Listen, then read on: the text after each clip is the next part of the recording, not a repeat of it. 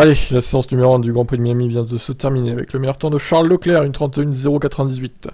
Devant Russell, pas très loin, hein, du coup. Alors je sais pas pourquoi le gap déconne, bon, dommage. Verstappen 3ème, 31,277. Perez 31,3. Gasly le suit de pas très loin.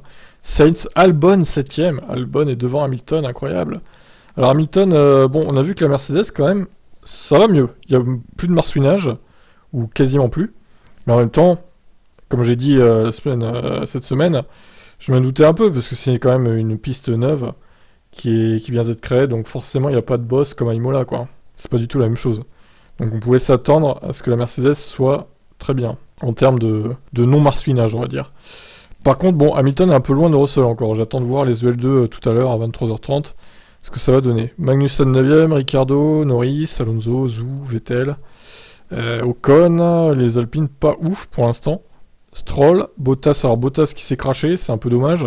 Il a perdu du temps bêtement là, Valtteri, et puis des dégâts causés pour Alfa Romeo. C'est un peu dommage. Tsunoda 18ème, Mick Schumacher qui se prend une pilule monumentale par Magnussen, regardez l'écart, 2 secondes et demie quasiment, c'est fou.